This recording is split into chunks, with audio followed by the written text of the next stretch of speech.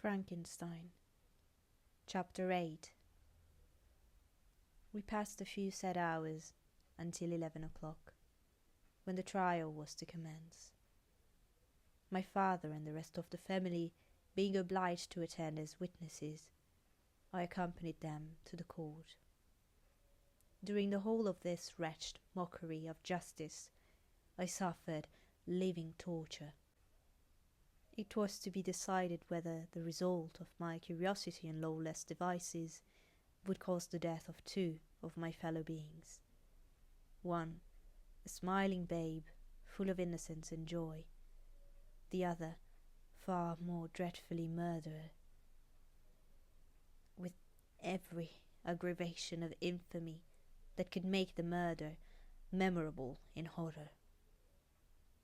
Justine also was a girl of merit, and possessed qualities which promised to render her life happy.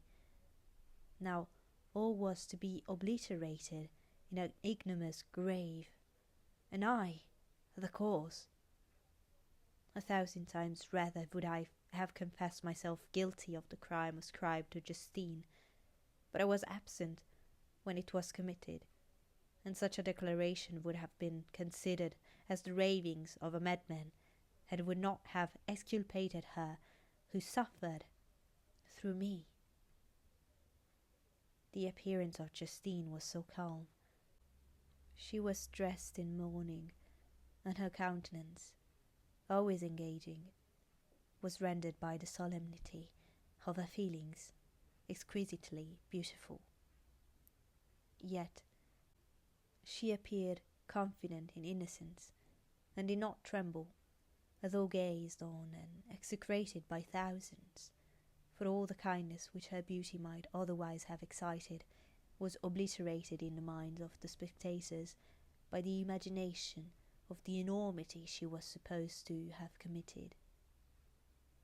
She was tranquil, yet her tranquillity was evidently constrained, and as her confusion had been before adduced as a proof of her guilt, she worked up her mind to an appearance of courage. When she entered the court, she threw her eyes around it, and quickly discovered where we were seated.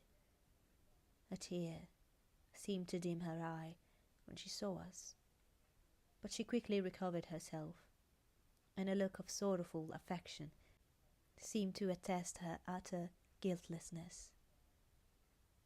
The trial began, and after the advocate against her had stated the charge, several witnesses were called. Several strange facts combined against her, which might have staggered anyone who had not such proof of her innocence as I had.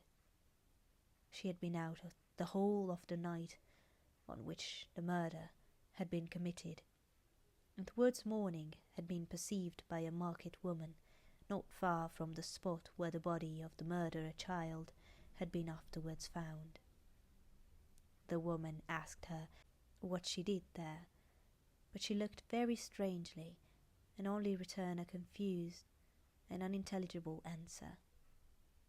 She returned to the house about 8 o'clock, and when one inquired where she had passed the night, she replied that she had been looking for the child, and demanded earnestly if anything had been heard concerning him. When shown the body, she fell into violent hysterics, and kept her bed for several days. The picture was then produced which the servant had found in her pocket, and when Elizabeth, in a faltering voice, proved that it was the same which, an hour before, the child had been missed, she had placed round his neck, a murmur of horror and indignation filled the court. Justine was called on for her defence. As the trial had proceeded, her countenance had altered. Surprise, horror, and misery were strongly expressed. Sometimes she struggled with her tears, but when she was desired to plead, she collected her powers and spoke in an audible although variable voice. "God knows," she said, "how entirely I am innocent. But I do not pretend that my protestations should acquit me. I rest my innocence on a plain and simple explanation of the facts which have been adduced against me. I hope the character I have always borne will incline my judges to a favourable interpretation where any circumstance appears doubtful or suspicious. She then related that, by the permission of Elizabeth, she had passed the evening of the night on which the murder had been committed at the house of an aunt at Chêne, a village situated at about a league from Geneva. On her return, at about 9 o'clock, she met a man who asked her if she had seen anything of the child who was lost. She was alarmed by this account, and passed several hours in looking for him. When the gates of Geneva were shut, and she was forced to remain several hours of the night in a barn belonging to a cottage, being unwilling to call up the inhabitants, to whom she was well known. Most of the night she spent here watching. Towards morning she believed that she slept for a few minutes. Some steps disturbed her, and she awoke. It was dawn, and she quitted her asylum, that she might again endeavour to find my brother. If she had gone near the spot where his body lay, it was without her knowledge. That she had been bewildered when questioned by the market woman was not surprising, since she had passed a sleepless night, and the fate of poor William was yet uncertain. Concerning the picture, she could give no account.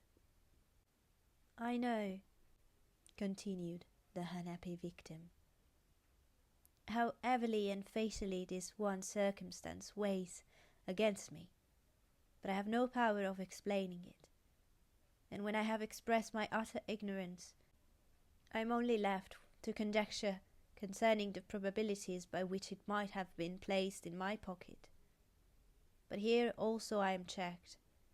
I believe that I have no enemy on earth, and none, surely, would have been so wicked as to destroy me wantonly. Did the murderer place it there? I know of no opportunity afforded him for doing so. Or, if I had, why should he have stolen the jewel, to part with it again so soon? I commit my cause to the justice of my judges, yet I see no room for hope. I beg permission to have a few witnesses examined concerning my character, and if their testimony should not overweigh my supposed guilt, I must be condemned, although I would pledge my salvation on my innocence. Several witnesses were called who had known her for many years, and they spoke well of her, but fear and hatred of the crime of which they supposed her guilty rendered them timorous and unwilling to come forward. Elizabeth, so even this last resource, her excellent dispositions and irreproachable conduct, about to fail the accused when, although violently agitated, she desired permission to address the court. I am, said she, the cousin of the unhappy child who was murdered, or rather his sister, for I was educated by and have lived with his parents ever since, and even long before his birth. It may therefore be judged indecent in me to come forward on this occasion, but when I see a fellow creature about to perish through the cowardice of her pretended friends, I wish to be allowed to speak, that I might say what I know of her character. I am well acquainted with the accused. I have lived in the same house with her, at one time for 5, and at another for nearly 2 years. During all that period she appeared to me the most amiable and benevolent of human creatures. She nursed Madame Frankenstein, my aunt, in her last illness, with the greatest affection and care, and afterwards attended her own mother during a tedious illness, in a manner that excited the admiration of all who knew her, after which she again lived in my uncle's house, where she was beloved by all the family. She was warmly attached to the child who is now dead, and acted towards him like a most affectionate mother. For my own part, I do not hesitate to say that, notwithstanding all the evidence produced against her, I believe and rely on her perfect innocence. She had no temptation for such an action. As to the bauble on which the chief proof rests, if she had earnestly desired it, I should have willingly given it to her, so much do I esteem and value her. A murmur of approbation followed Elizabeth's simple and powerful appeal, but it was excited by her generous interference, and not in favour of poor Justine, on whom the public indignation was turned with renewed violence, charging her with the blackest ingratitude. She herself wept as Elizabeth spoke, but she did not answer. My own agitation and anguish was extreme during the whole trial. I believed in her innocence. I knew it. Could the demon who had, I did not for a minute doubt, murdered my brother, also in his hellish sport have betrayed the innocents to death and ignominy, I could not sustain the horror of my situation, and when I perceived that the popular voice and the countenances of the judges had already condemned my unhappy victim, I rushed out of the court in agony. The tortures of the accused did not equal mine. She was sustained by innocence, but the fangs of remorse tore my bosom and would not forego their hold. I passed a night of unmingled wretchedness. In the morning I went to the court. My lips and throat were parched. I dared not ask the fatal question, but I was known, and the officer guessed the cause of my visit. The ballots had been thrown. They were all black, and Justine was condemned. I cannot pretend to describe what I then felt. I had before experienced sensations of horror. I have endeavoured to bestow upon them adequate expressions, but words cannot convey an idea of the heart-sickening despair that I then endured. The person to whom I addressed myself added that Justine had already confessed her guilt. "That evidence," he observed, "was hardly required in so glaring a case, but I am glad of it, and indeed none of our judges like to condemn a criminal upon circumstantial evidence, be it ever so decisive." This was strange and unexpected intelligence. What could it mean? Had my eyes deceived me? And was I really as mad as the whole world would believe me to be if I disclosed the object of my suspicions? I hastened to return home, and Elizabeth eagerly demanded the result. "My cousin," replied I, "it is decided as you may have expected. All judges had rather than 10 innocent should suffer than that one guilty should escape. But she has confessed." This was a dire blow to poor Elizabeth, who had relied with firmness upon Justine's innocence. "Alas," said she, "how shall I ever again believe in human goodness? Justine, whom I loved and esteemed as my sister, how could she put on those smiles of innocence only to betray? Her mild eyes seemed incapable of any severity or guile, and yet she has committed a murder."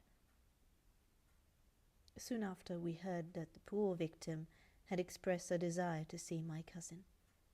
My father wished her not to go, but said that he left it to her own judgment and feelings to decide. "Yes," said Elizabeth, "I will go, although she is guilty, and you, Victor, shall accompany me. I cannot go alone." The idea of this visit was torture to me, yet I could not refuse. We entered a gloomy prison chamber and beheld Justine sitting on some straw at the farther end. Her hands were manacled, and her head rested on her knees. She rose on seeing us enter, and when we were left alone with her, she threw herself at the feet of Elizabeth, weeping bitterly. My cousin wept also. "Oh, Justine," said she, "why did you rob me of my last consolation? I relied on your innocence, and although I was then very wretched, I was not so miserable as I am now. And do you also believe that I am so very, very wicked? Do you also join with my enemies to crush me, to condemn me as a murderer?" Her voice was suffocated with sobs. "Rise, my poor girl," said Elizabeth. "Why do you kneel if you are innocent? I am not one of your enemies. I believed you guiltless, notwithstanding every evidence, until I heard that you had yourself declared your guilt. That report, you say, is false. And be assured, dear Justine, that nothing can shake my confidence in you for a moment but your own confession." "I did confess, but I confessed a lie. I confessed that I might obtain absolution, but now that falsehood lies heavier at my heart than all my other sins. The God of heaven forgive me. Ever since I was condemned, my confessor had besieged me. He threatened and menaced, until I almost began to think that I was the monster that he said I was. He threatened excommunication and hellfire in my last moments if I continued obdurate. Dear lady, I had none to support me. All looked on me as a wretch doomed to ignominy and perdition. What could I do? In an evil hour I subscribed to a lie, and now only am I truly miserable."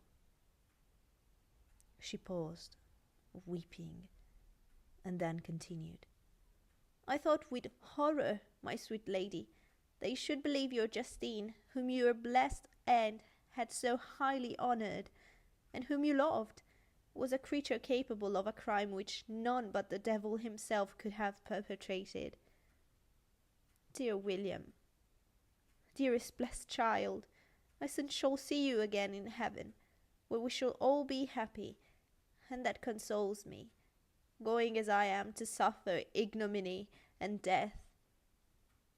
Oh, Justine, forgive me for having for one moment distrusted you. Why did you confess? But do not mourn, dear girl. Do not fear. I will proclaim, I will prove your innocence. I will melt the stony hearts of your enemies by my tears and prayers. You shall not die. You, my playfellow, my companion, my sister, perish on the scaffold. No, no, I never could survive so horrible a misfortune." Justine shook her head mournfully. "I do not fear to die," she said. "That pang is past. God raises my weakness and gives me courage to endure the worst. I live a sad and bitter world. If you remember me and think of me as one unjustly condemned, I am resigned to the fate awaiting me. Learn from me, dear lady, to submit impatient to the will of heaven." During this conversation, I had retired to a corner of the prison room, where I could conceal the horrid anguish that possessed me. Despair? Who dare talk of that? poor victim, who on the morrow was to pass the awful boundary between life and death, felt not, as I did, such deep and bitter agony. I gnashed my teeth and ground them together, uttering a groan that came from my inmost soul. Justine started.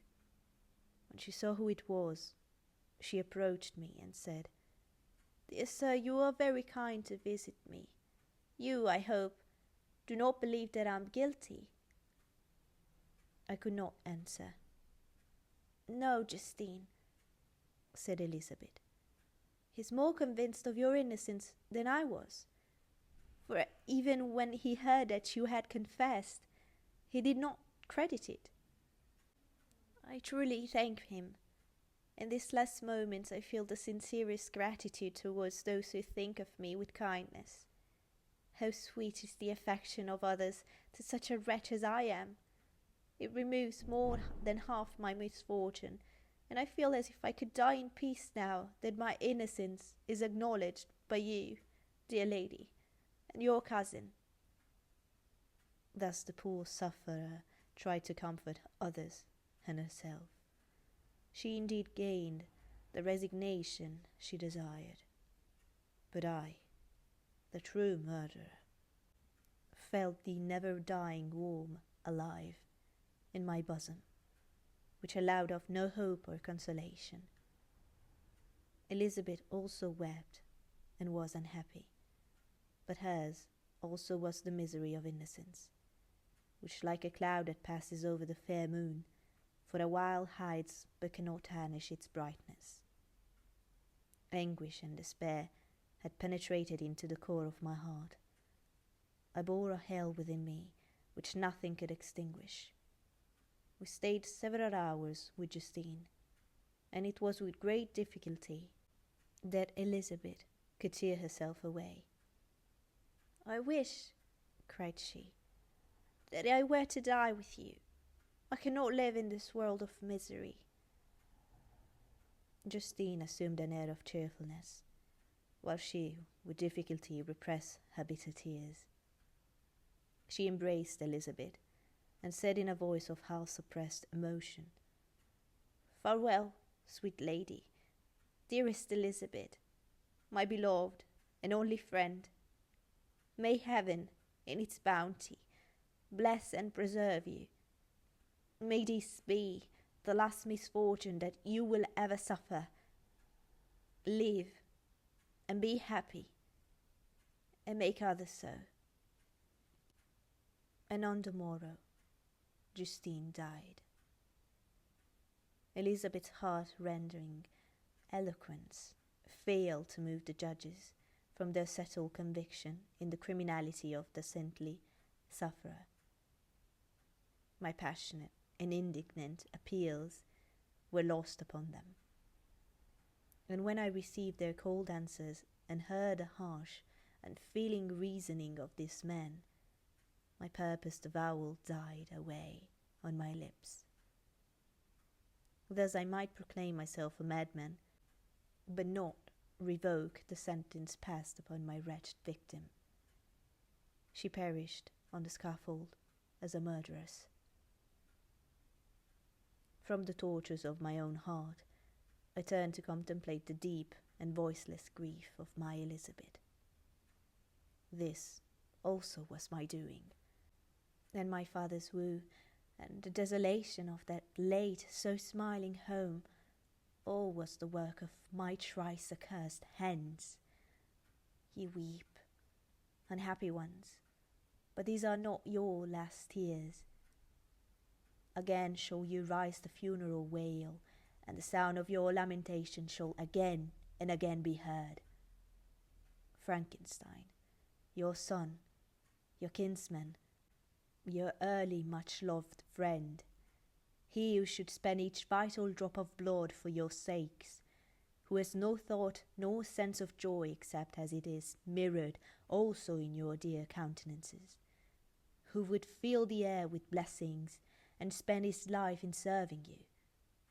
He bids you weep, to shed countless tears, happy beyond his hopes, if thus inexorable fate be satisfied, and if the destruction paused before the peace of the grave have succeeded to your sad torments. Thus spoke my prophetic soul, as, torn by remorse, horror, and despair, I beheld those I loved spend vain sorrow upon the graves of William and Justine, the first hopeless victims to my unallowed art.